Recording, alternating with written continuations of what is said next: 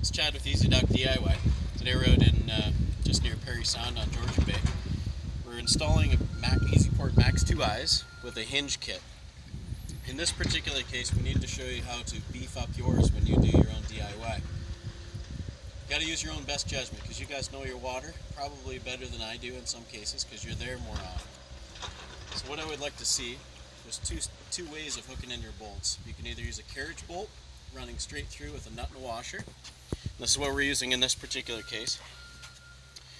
Or I would say if you had a beam where you had, let's say maybe 6-inch beam or an 8-inch timber where you'd be coming through that. And usually that's a BC fir type thing you would have in a crib or so. You could get away with using a lag bolt in that case, or a giant carriage bolt. Well, you can get those up to 12-14 inch long if you need to do that. So in this case, we want to show you how to actually beef this up. So we've taken a measurement down underneath, and we wanted to add a couple of beams on either side of where this is hooking in to just give it a little bit more structure. So we ended up, you'll see my mark here, this is 12 inches. We'll cut off 2 of those, and we're going to bolt those on with bolts inside this system just to give it a little bit more structure. Keeping in mind that this unit's 14 feet long, there's a lot of torque happening when you drive your Sea-Doo in or your Wave Runner out on the end of that. We just don't want to see the wood break. That's the weak point.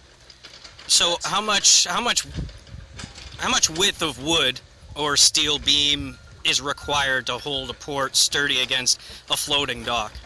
I'm going to say a minimum of 3 inches, so you would double up a 2x6 or 2x8, even a 2x10.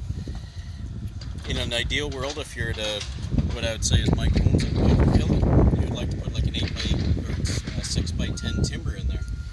It's expensive, but it would do a really nice job in doing that. So ideally, that's what you'd like to do. In this case, we're just going to use a couple of 2x6s and bolt them together. And that is connecting your Max 2 Eyes to a floating dock with Easy Dock's Hinge.